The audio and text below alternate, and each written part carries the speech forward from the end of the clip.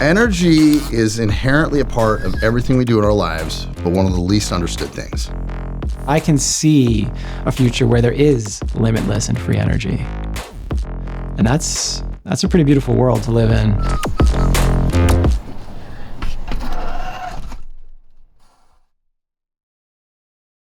All right, welcome back to another episode of Power to the People. We got Derek today, no Rob, but we're going to jam on some really, really good stuff. So, Derek, I don't know if it's, just the company, how things are, but things feel crazy in Q4. Like, they just get, crazy on our end.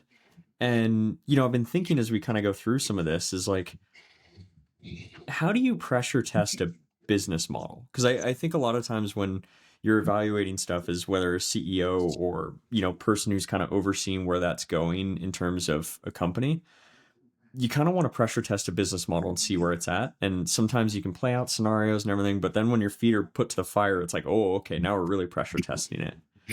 How do you manage some of those types of scenarios?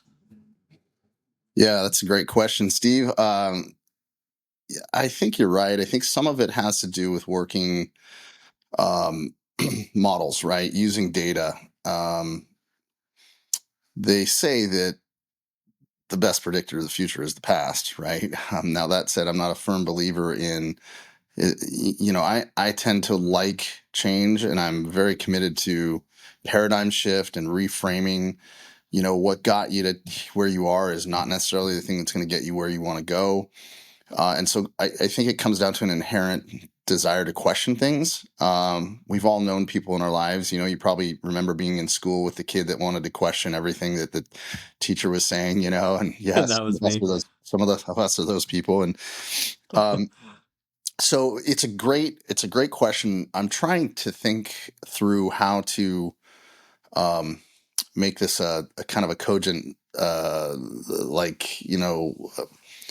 reply because there's a lot to it. One of the thoughts I've been having has been I was very much that kid in school where I'd be like, hey, when am I ever going to use this? Or when does this work in real life? And, you ask those questions. Some teachers liked it, some didn't. And I know that, there's different factors that can be a pressure test for a business. Some it's finance, some it's manufacturing, some it's a deadline, some it's, whatever you're kind of going through. But how do you kind of I'll tell you the break down process the approach? I go through. Yeah. The process I go through is first, I start by taking what is known and extrapolating that forward. Just looking at what does that look like at a greater scale, or typically it has something to do with what happens if that thing that we're looking at, that model, that thing that you're pressure testing, what does it look like if it were to expand? What happens? Mm-hmm.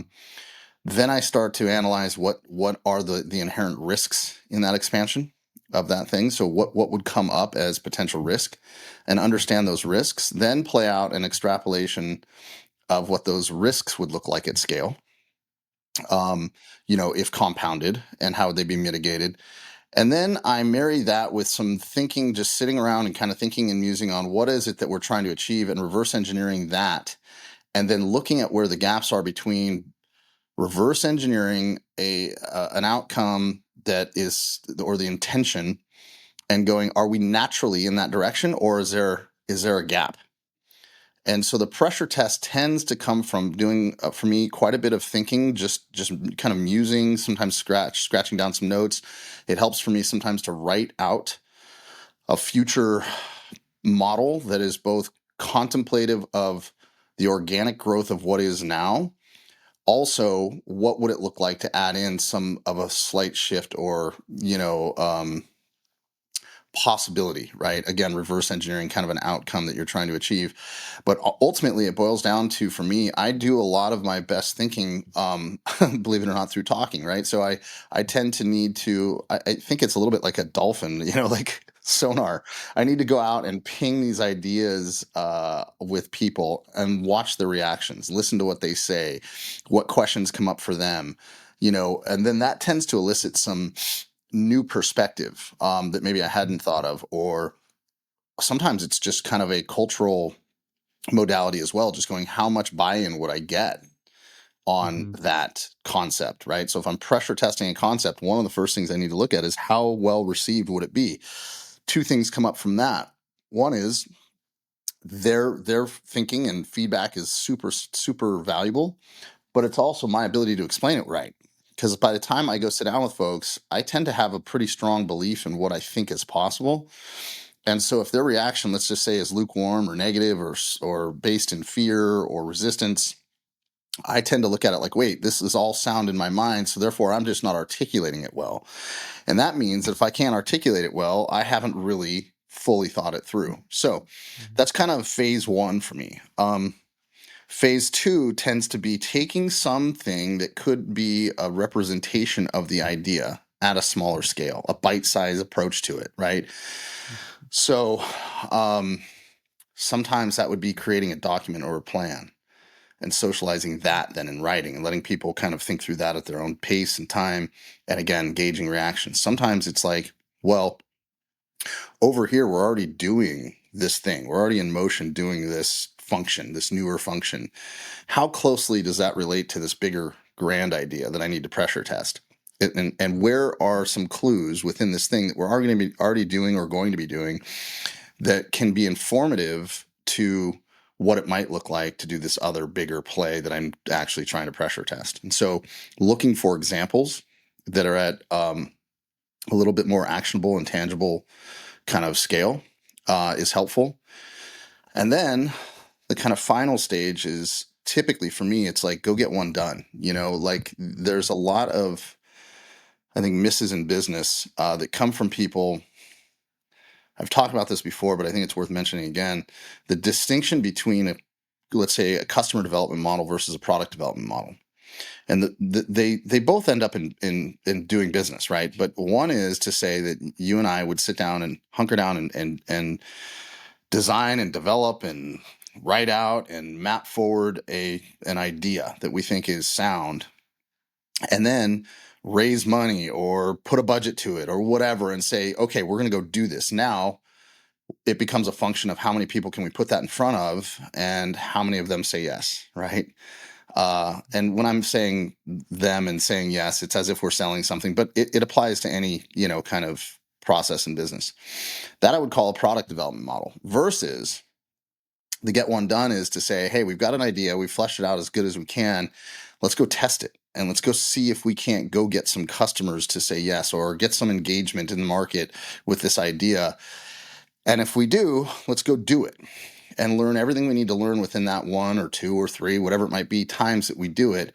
Take that back to the lab and sit down and go, okay, now we understand more of what this could look like if we were to fully invest in a go-to-market strategy around it.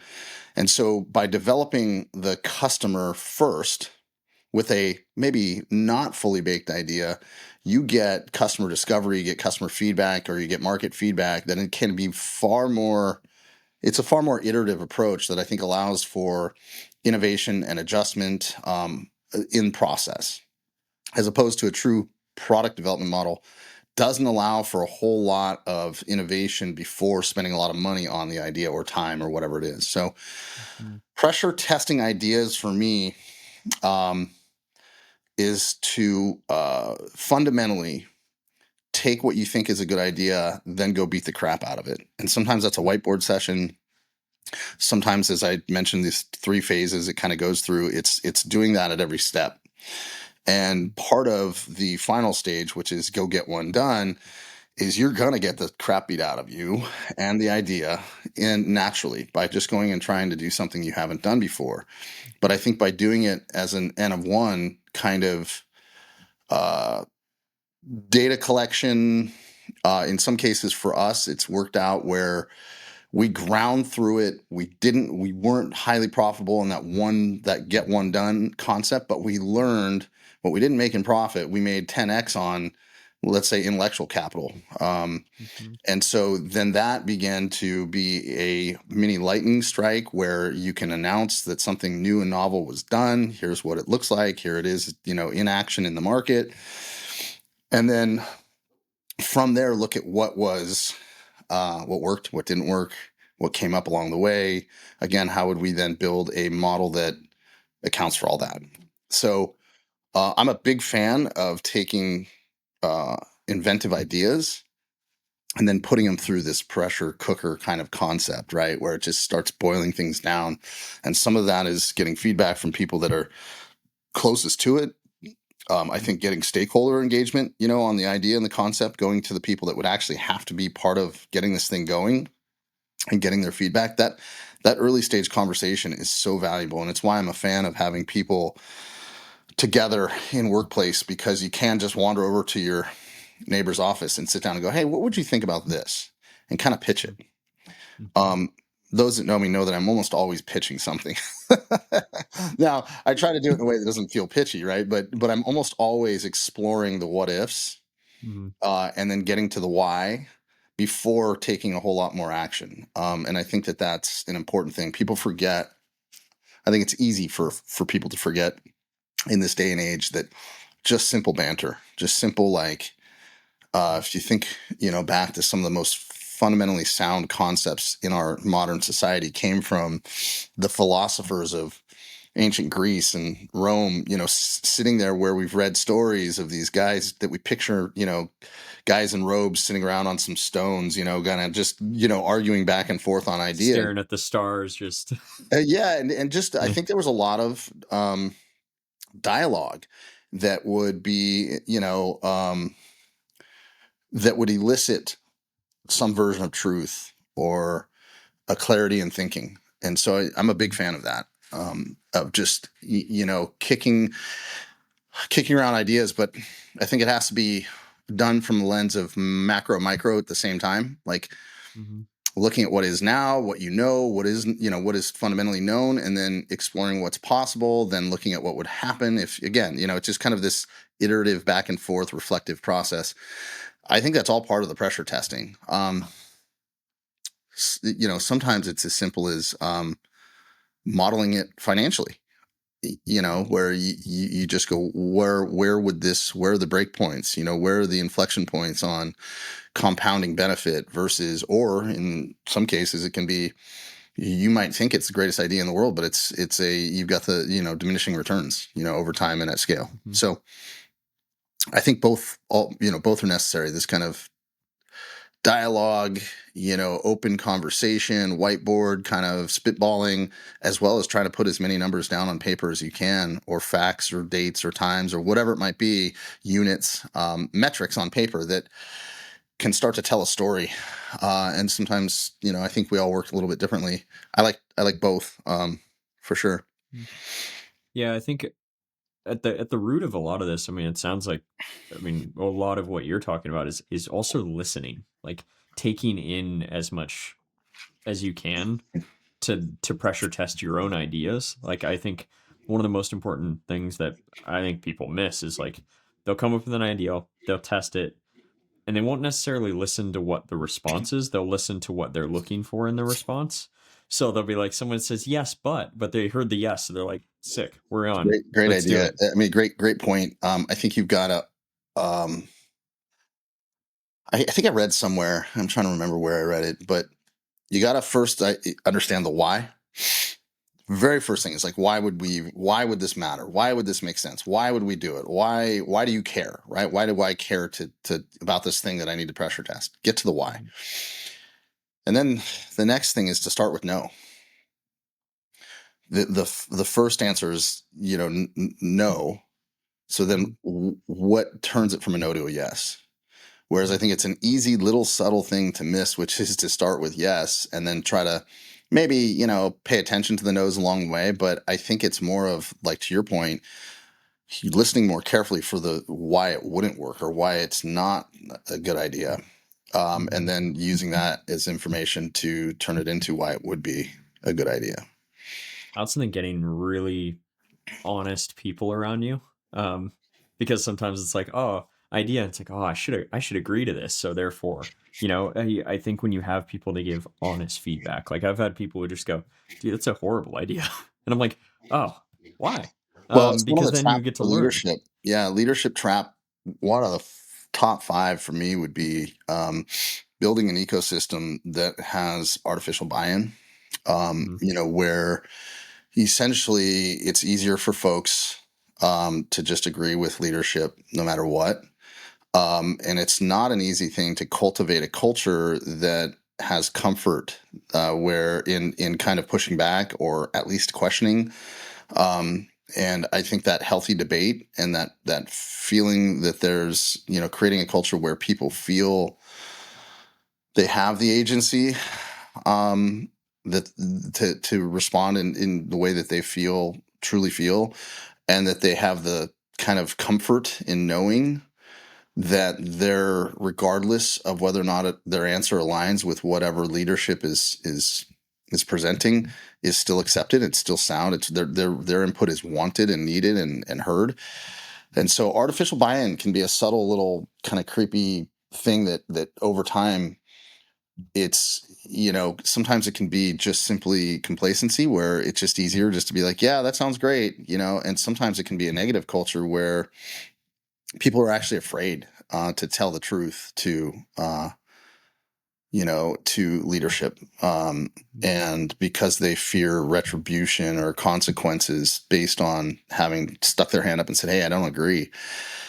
So I think, yes, to your point, Steve, it really is important to make sure that you've got people that are open and willing and supported in sharing their thinking, whether it aligns with leadership or not. Mm-hmm.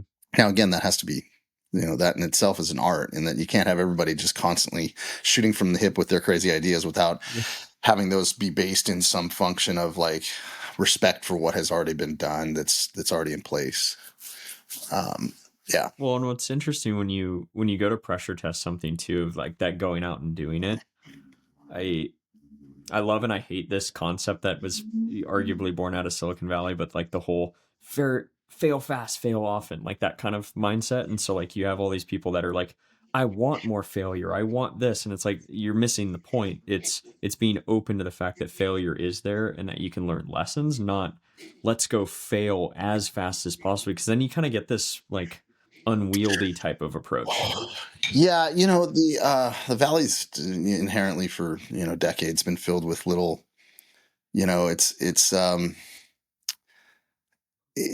they're cute little sayings that you Yeah. got to really unpack them to understand. All that's really saying is don't let great be the enemy of good. Like go big, swing for the fences, see what doesn't work, and iterate from there. And I think what they're really, that saying is kind of speaking to. I hate the saying as well because I think it's misunderstood by so many young Mhm. people, that you don't go out with the intention to fail. That's a silly way to live. Mhm. Go out with a full on belief that you're going to succeed. Mhm. I think all that saying is really talking about is don't go so slow as to be so safe. It really speaks to risk and risk appetite. Mhm.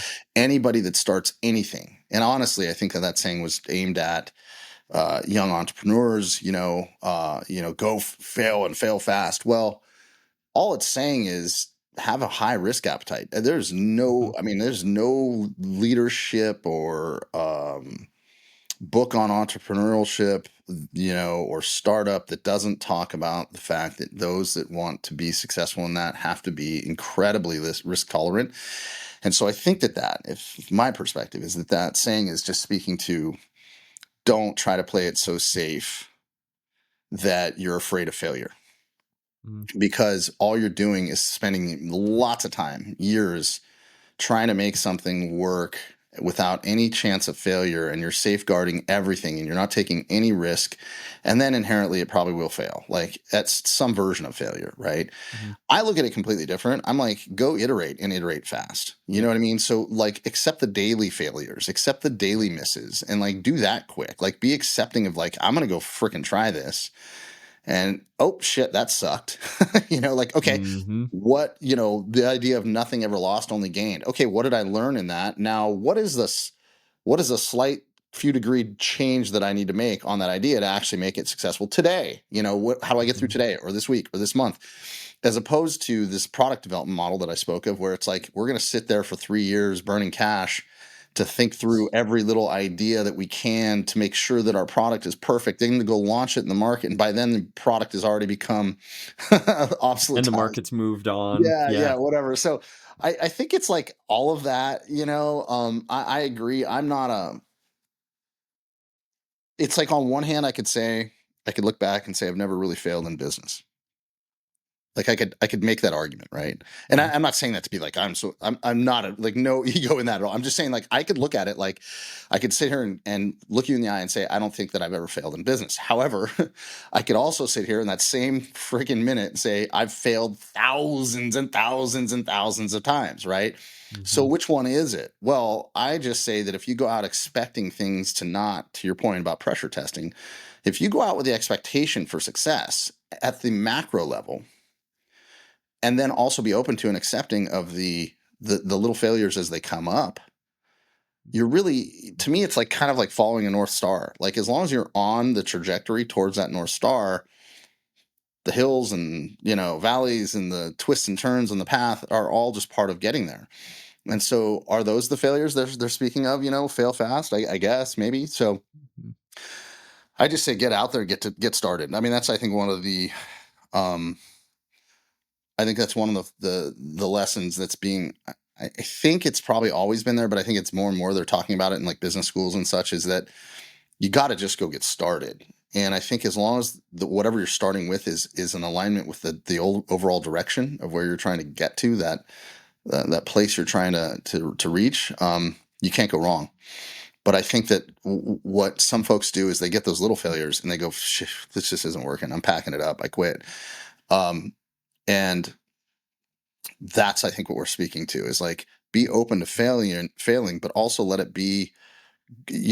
One thing that I tell this to myself. I don't know if somebody else said it, but for every $10,000 mistake I've ever made, it was $1 million lesson that I got to learn. Right, so I paid $10,000 to learn $1 million worth of something. Mhm. And as long as you keep that attitude, it's pretty easy to just keep trucking along. Yeah. I remember one of my bigger failures, what I would deem a failure, was the biggest lesson.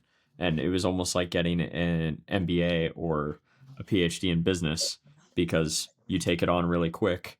You take on risk, you pressure test things work, things don't. And at the end of the day, if the business or the idea failed, the overarching goal is that's a hell of a lot of learning. I mean, like I learned a lot in a very small period of time, and I was very comfortable with that. And I think that a lot of the time people are afraid of either releasing whatever they're working on, putting things out to the market, because I think a lot of it comes down to like how do they feel it's going to be received, as if everybody cares. Where do you think people live in that of like, do you think anybody really cares what you specifically do? Like Derek in a day? Do you think they care at whatever stage? Because I think a lot of people think like, ah, well, the world's going to see this, so therefore it needs to go a certain way. We are our favorite subjects, Yeah. as humans, and so I think that people pay more attention to us than that they actually do. We think that people judge us more than they actually do. Mhm. I think it goes back to a reminder on a pretty frequent basis of why you're doing anything. Most of us are taking action to go big based on some inherently built-in thing from childhood that's some version of not enough, and we need to prove something to our parents, ourselves, our teachers, our investors, whatever it is, right? Yet I think those that have a better chance at success have attached that endeavor, the thing that they're working on or trying to do, to a greater benefit to as many people as possible. Because then what it is like you can remove the ego and go, look, yes, I can't lie. There's a part of this that is about me proving something, to myself more than anything. But it's somewhat unhealthy, but I've come to find that I think it's just an innate driver in every human being at some level, Mhm. right? So it's okay. It's just the human condition. Um, but I do think that when you can remind yourself why you're doing it is not about how you look, but it's about the outcome and for who, and it can't be you.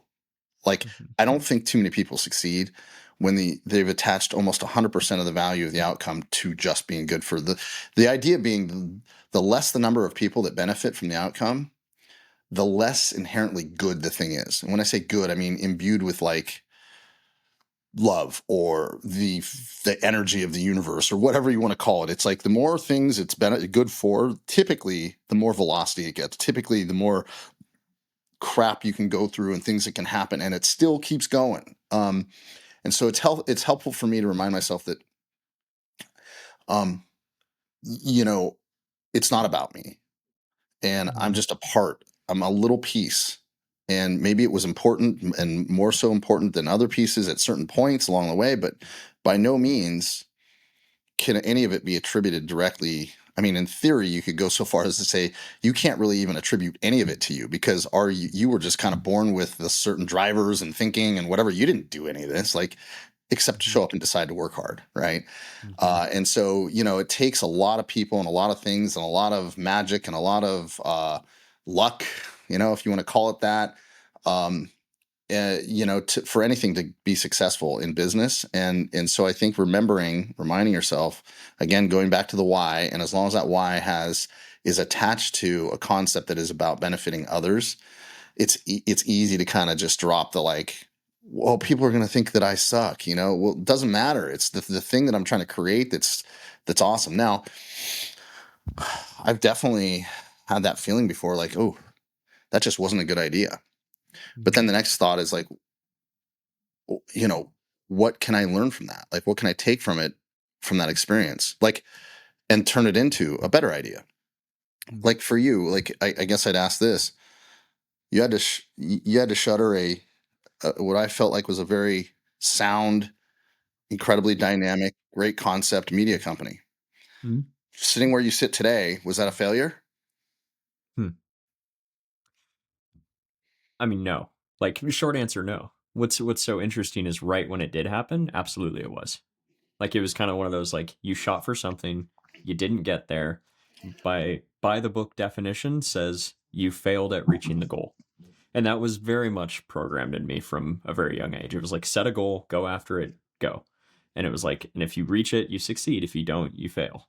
Um, and I've struggled a lot with really coping with failure. Like because the first thing I do is I point it back to myself. I go, Yeah. oh, what could I have done more? What, if I had made a decision differently 3 months prior, even though if you're making the best decision that you can in the moment, it's the best decision you can make in the moment. Hindsight's always 2020. And so what's so interesting, and I remember we talked shortly after it did close, and it was like, yeah, in that moment, definitely felt like failure. Like I spent a lot of time in my garden being like, what is all of this about? What went wrong? How could I have navigated it better? And the longer that time has passed from it, it was like, no, that was like, it was a tremendous learning experience. And the one thing that I really did learn was that timing is everything.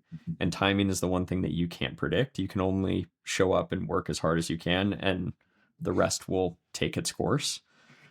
I think the biggest challenge is is overcoming that failure in a way where like you come out with a positive mindset, not an abundance or more of an abundance mindset than a lack mindset.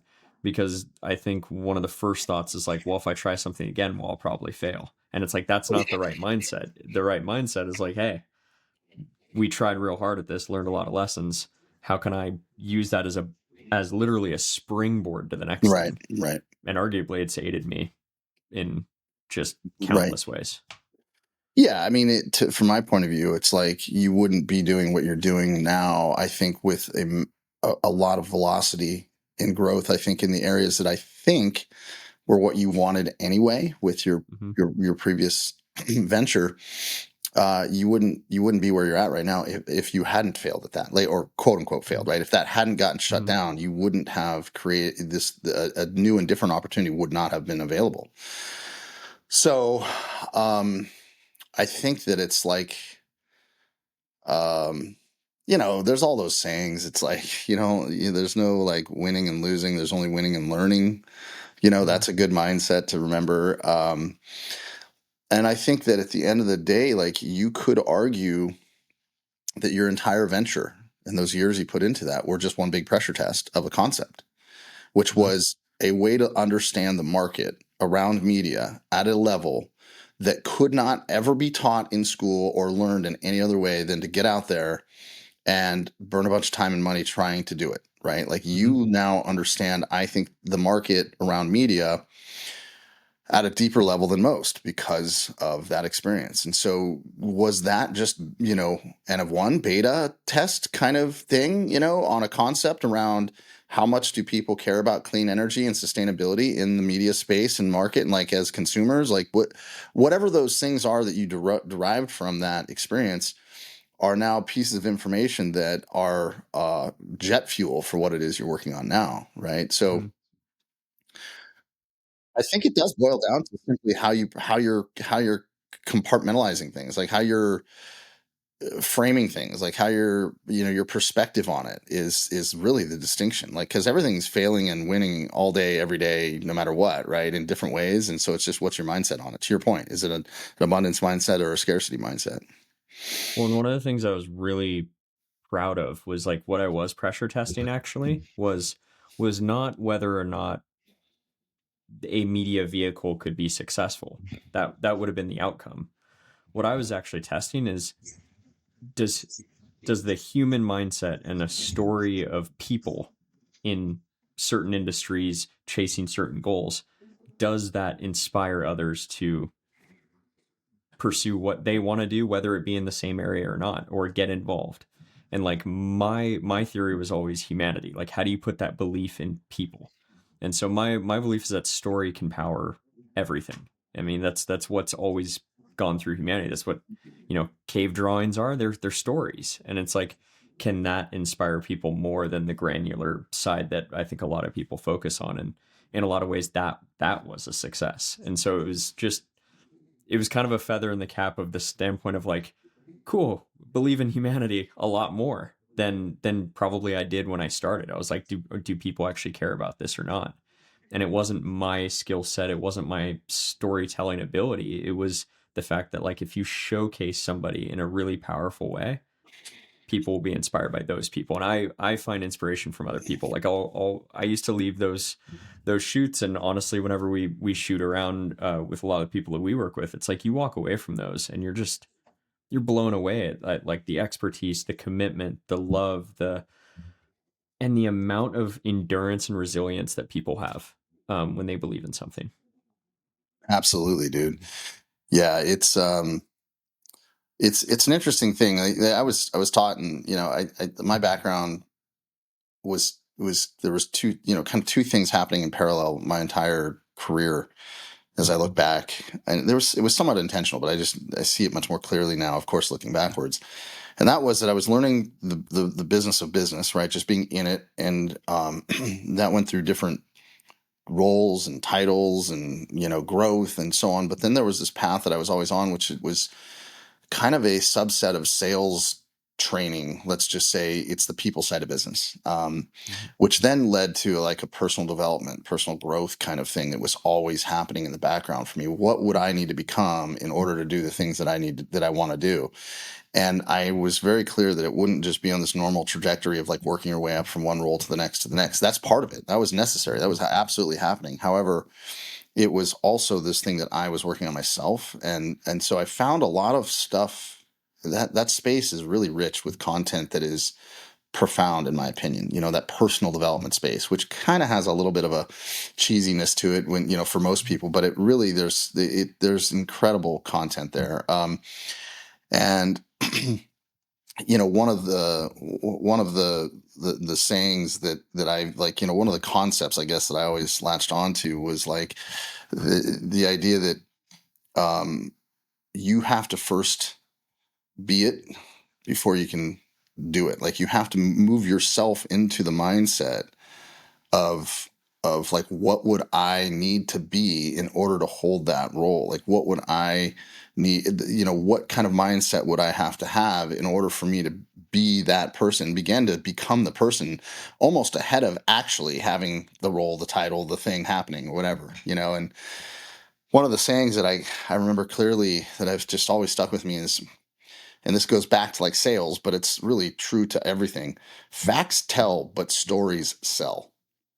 Hmm. And so if you look at the best let's call them deal makers, salespeople, business development. Everything you do in business is some version of this. Like you're recruiting people to join your company. You're selling them. You're selling them on a vision, a dream, a why. And that there's facts that are important. There's two parts to every decision. One is logical and one is emotional. They both need to happen in any deal, in any engagement. And the story is the emotional side. We're emotional human beings that reinforce those decisions based on fact. But the facts alone tell you things, but they don't sell you anything. The story is what sells. And so I think your gift as a storyteller, both visually, and verbally is really unique. It's really, really good. I think you understand the thing that is not, it's kind of hidden in plain sight. The thing that actually matters is you see it very clearly. Whereas I think a lot of times and that goes back to this pressure testing of ideas. What is the actual thing? Because sometimes it's hidden under a lot of other things that we think are important, but what's the actual, kernel of that nugget of what is the thing that you're really trying to achieve? And so letting go of what you think it needs to look like and being committed to what the actual thing is. And for you, telling a story about, sure, what those people do in business is great, but it's like, what's the real thing in there? And I think you uncover that well. Thanks. Yeah, I think we're all motivated by, it's funny. I had so this was very early in my career when I first started. I was obviously wholly focused on success, whatever the hell that meant at my young age. It was like, obviously, money, the things that we're always taught as success at a young age, mostly.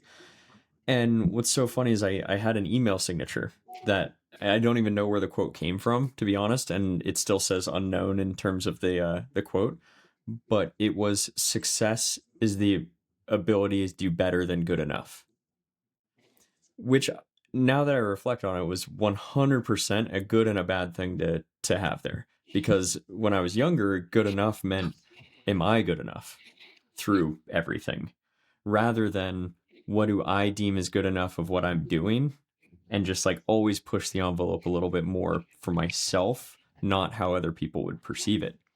And I think that's one of the biggest things, is like, what is good enough for everybody is different. But I think we all have a standard inside that I think we know we're capable of. And I think that's what we're chasing. It's like, how do we push the boundary of what we're capable of just as an individual? And then where does that fit in society? Yeah. I mean, as you're saying that, I'm trying to reflect like how that shows up for me, like how that lands for me. And I guess, at a real foundational level, like I watched my parents' entrepreneurial journey, and on one hand, on a daily practice and like how they ran business, they were never like just satisfied with good enough. However, the size and scale of their company was managed at a level that was a good enough lifestyle for them, right? Mm-hmm. And so therefore it wasn't set up to grow, and therefore I could argue that it wasn't attached to the big picture of how many people can be served. What is these terms like TAM, what's, the total addressable market, like how big a chunk of that can we get? But more so, I just feel like when you're really married to the idea of like, why am I doing this outside? I think my parents' why was like, we don't want to have a boss. We want time, control of our time. We want, we want to build something that allows us to feed our family and to live a fairly good lifestyle. That was their why, and maybe that to me is like, it's hard to argue that that's like good enough, and settling for good enough as opposed to great or whatever, because I think that was a win. And I think it was great for them. But I think that for me, that wasn't enough, right? Because we could have we could have just taken our foot off the gas a little bit here and just found a way to keep this thing at like a small medium size that afforded everybody a great lifestyle, and it was wonderful. And yet we're driven by something deeper, which is how many people's lives can be benefited by what we do. Like how many? That question has to be asked on a frequent basis. Like, And so I think if you're committed to an outcome to as many people as possible, for as many people as possible, it changes the dynamic around that good enough, and so I get it. Like success, what does success mean to anybody? That's a deeply personal thing. Mm-hmm. What does success look like? What does it feel like? And I've found as I've far past what I thought success would look like for myself in my life, I've gone back the other direction and said, what does it look like to just feel personally, internally, totally satisfied and successful, regardless of the outcome of business or status or income or whatever the heck you want to measure it by. And that allows for me at least, to feel a little bit more like I'm playing with the house's money, meaning I can check that box of feeling like I'm enough Mm-hmm. at a personal human level. And then therefore I'm just playing a game. It's Monopoly, it's whatever, like and I don't mean to minimize the difficulty and the gravity of business and what it means to so many people, but just more so that like I don't have to attach my personal self-worth to the business. And that allows me to make decisions that maybe are more risk tolerant, but yet also being contemplated against the risk that I might be creating for others and taking myself out of the equation. And that I think is a healthy way to kind of to operate in business. Yeah. Well, and some of that kind of global impact that a lot of people want to have, I would say we do, I do, you probably do. That idea of like, how do you impact as many people as possible? I think it's kind of like an overwhelming thought initially. It's kind of like, oh, how do I talk to everybody? And one of the things I learned early on in marketing, now it's very like common, is the idea of a persona. Who are you actually marketing to? But I always liked taking it in a different perspective. It's like, if this product is for this person, like that I know them personally, that times 1,000, a million, or whatever, it's still the focus on the one person. Like we are humans at the end and we are emotional beings. And it's like, how do you get somebody to care about something? It's got to speak to them as individuals, not this big blanketed thing. And so for me, it's always like, how do I talk to the person that we're trying to talk to, the why they're involved, what do they believe in? And I'm sure there's more people out there that think the same. And that kind of mindset is kind of whether it's big or small business, Bezos had the same thought. He was like, customer service at the very beginning of Amazon. It was like, customer service is number one. The customer, the customer, the customer. And it was like, we deliver the best customer service we possibly can to every single individual person. And then as that scaled, the thought still stayed the same. And I think that the more we do that in kind of our everyday life, probably the better things get. Yeah, it's different for me. And it's probably the same if you're listening, but for me, it's totally I've always looked at it as like, if I believe in paradigm shift and change, positive change, and committed to that, and believe that the business model that we have created here can literally change the way the world functions, let's just say around energy. I do believe in understanding your ICP, your ideal customer profile, right? I do believe in customer discovery and understanding what matters to the market and how to serve but you got to also remember, great quote from Henry Ford, if I had to listen to my customers, they would have simply told me that they just wanted faster horses. They didn't even know what a car was. They couldn't even conceive of a car, right? And so for me, I think of it a little bit more like, let's use a bike as an example. You can have an ideal customer profile, somebody that wants to move from point A to point B with some freedom, with their own, the body is the engine, right? And however, if you really look at it, some people use bikes for a little stroll. Some people use bikes for racing. Some people use bikes for long distances. Some people use bikes to connect with their kids. Some people probably have turned bikes into some other machine. Like there's a lot of uses for it depending on who's using it, right? But it's still a bike. So my thinking has always been, I don't necessarily need to be the revolution. I just want to be the spark to the revolution. right? I want to be the spark that ignites revolution. So there's the butterfly effect. There's the take something that is inherently good in its functionality, and it's a good vehicle, and it's a good concept, and it's a good frame, and it's a good it's or reframe, new paradigm. But then over time, it's gonna grow in its own ways. It's gonna become, that paradigm becomes the new norm, and then it gets kind of adjusted and utilized differently for different applications by different people, and so I kind of like, for me, it is, I've never really thought through this, like, what is, I mean, yes, we've done some analysis, but I've never really cared that much about TAM, because to me, it's a very product centric thing to do, is to go, this thing has to fit how many people's that product market fit. I'm saying the market's always evolving, always changing, and if you shift the paradigm, there's uses for what you've created that you haven't even thought of yet, and there's no way you could.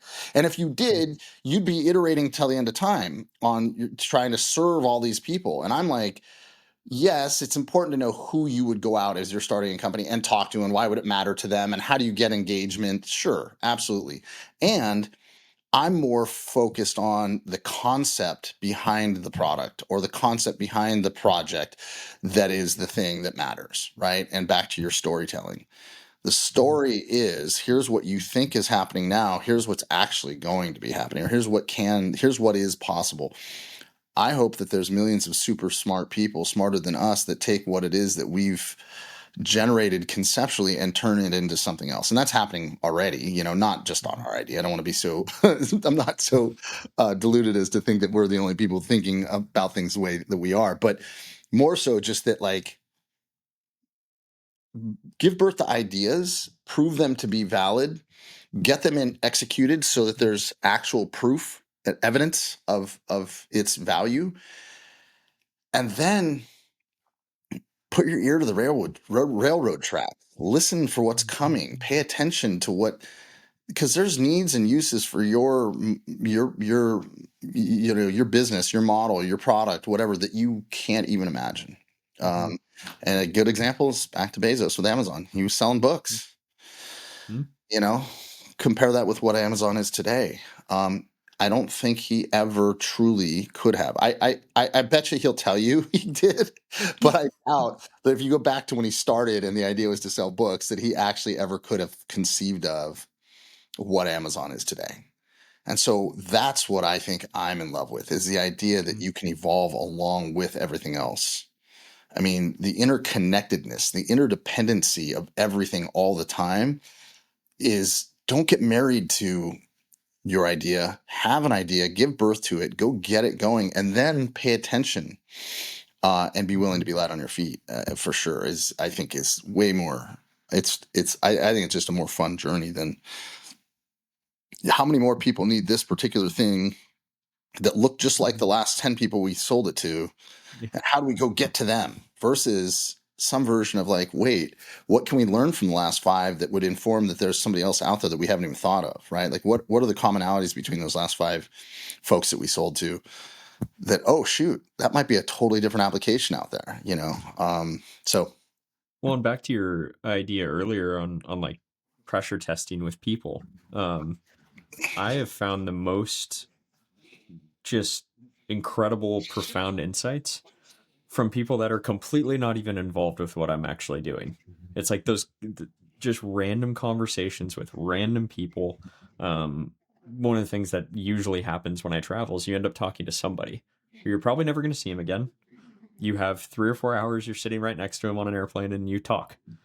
And what comes out of some of those conversations are profound. And it's just that concept that everybody's life experience is completely different. And you may not know when you need a certain amount of inspiration or some sort of perspective shift.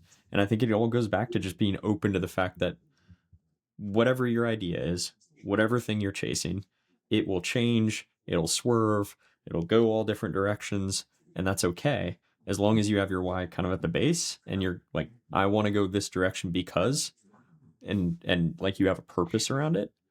The rest of the stuff kind of starts to form around, but there is also that concept of remaining focused. because the shiny object syndrome Well, definitely here's does the here, happen for a lot of people. yeah, I just read just a few minutes before we jumped on this morning. Tesla just reduced the across the board the price for all Model 3s and all Model Ys, right? These are the top selling Tesla vehicles. Cut price by let's just say let's call it 5% or plus. I don't remember what the number was.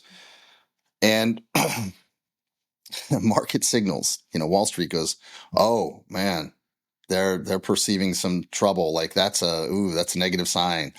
Or somebody else might go, oh, you're just giving up profit. Like not good. If your shareholders might be going, oh, geez, like we're now not gonna be making as much money per unit, right? Or, which I think is the truth here, Musk goes, wait a second, I just earned. If you look at the market segment that buys those cars, it sits just above the average cost. The average price that the middle America is willing to pay for a car. If he drops the price right down into that segment below, he just opens the door for another, whatever, 100 million buyers overnight. Mm-hmm. They go from, nope, it's aspirational, it's out of my reach, I can't buy that vehicle, to, yep, it's in my price range, go buy it. So he just created an entire new market. So if I'm assuming he and his brilliant team have analyzed, sure, we're losing a little margin per unit, or maybe they've gotten more efficient in production and their margins have gone up over time through operational efficiency, and they go, we can afford to drop the price by $5,000 per unit and still hit the same profit per unit that we were before, but now we just opened up an entire new market segment, right? So it's funny how different perspectives can look at the same event or see the same event in drastically different terms: positive, mediocre, negative, and I think that that's just an example of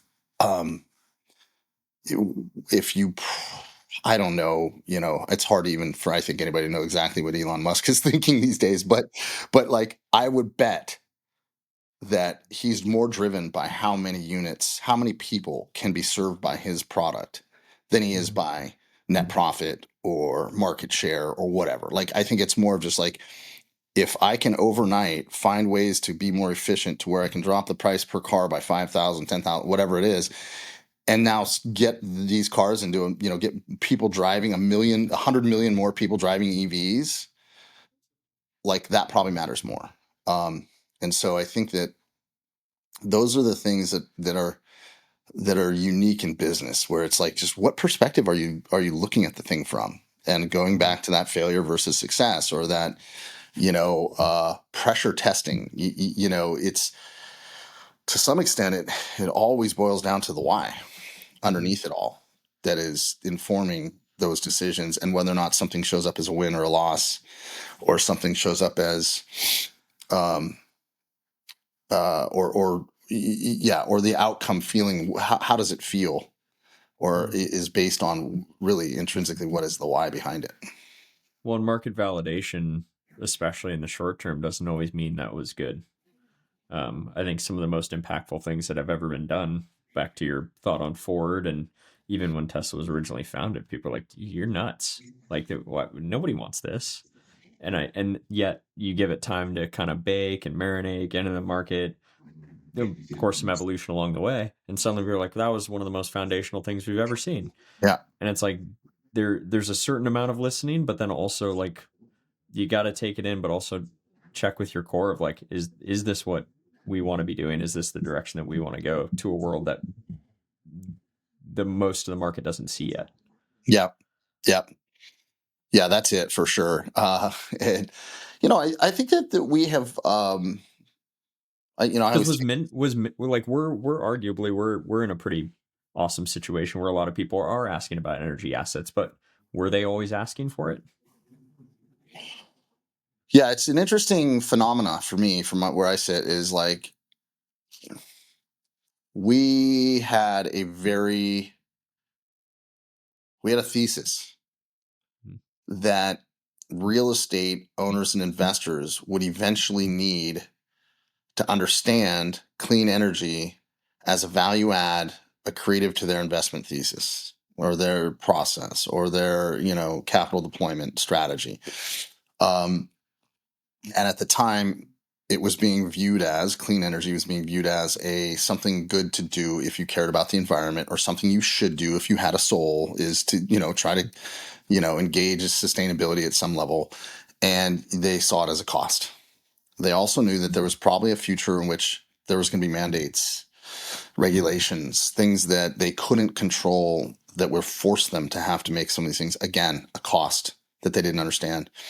And our thesis was repackaging clean energy as a high yield investment strategy, essentially trying to reframe blue-blooded capitalists, reframe from it's a cost that I'm probably going to be forced to do to it's a high yield investment that I want to do. And that's the from and to that we were after. And so the thing that's interesting to me is, did we have a big hand in creating some of that shift in thinking, in all of the way that we've been messaging that concept? Or was it an idea that was so true and good that its time had come, and it was just the 100th monkey thing, like it's just the way, it's an obvious thing, and we just kind of tapped in early, and we're just a part of it, right? And that's more likely the truth. We're not the only like I've said, we're not the only smart people out there on this idea, and so but it's an interesting thing for me to look at, like we believe, or we get to believe, that we had a hand in creating a dramatic shift from something that, if you look at how, like, one of the biggest examples we have is, to your point, Elon Musk saying, no, this is a great idea, and everybody going, that's nuts. You can't start building cars from scratch. Nobody's been successful at starting new car, companies, or very few. And then especially one that's not based on an existing platform. And then, oh, by the way, build a market that's big enough, to where this could even make sense. The billions of dollars that are going into setting up the infrastructure. You think you have a market big enough? You think that many people are going to want to drive an electric car, which none of us even understand, and where are they going to charge it and all that? He created an entire shift in the way people view transportation, use of energy, what type of energy, all of that, right? And so I think for us, it's been a little bit of that. Obviously, we're not, and we never really intended to be. I think part of what makes Musk great is he literally not only wants to pioneer and be the spark to the revolution, but he actually wants to be the revolution too, right? At the same time. And we've seen the good and bad of that. And I loved what I read about him early days in Tesla, was that he was like, we hope everybody steals our ideas. We hope everybody, please just take it, run with it. Like, our goal is just to get everybody off, non-renewable fuel sources, right? And so I was like, oh, this guy's, back before he was in the news as much as he is, I was like, oh, this guy's on to something, because that's kind of like the way that we perceive things here, is just like, no, like, we want to be a part of it, and we're going to go do the hard work of proving it's possible. And we hope everybody, like, the whole goal is that everybody makes this reframe, this paradigm shift into understanding that you go out, you want to own your real estate, you want to own your business, you want to own the building your business is in, you want to, you want to own that stuff. Why don't you want to own your energy? And so that's just the simplicity of it. It's like, you get to own and control your energy. You just didn't know it. And we're here to tell you can. And it's that simple, I love it. Yeah. Awesome. Well, Derek, that's all the time we got for today. Yeah, thank you very much for always being candid about it. I think that's one of the things I enjoy about these conversations. Little fireside chat today. Exactly. We'll keep bringing it. So yeah, that's it for this episode of Power of the People. Till next week. Thank you. Bye, everybody. Thanks, Steve. Energy is inherently a part of everything we do in our lives, but one of the least understood things. I can see a future where there is limitless and free energy. And that's a pretty beautiful world to live in.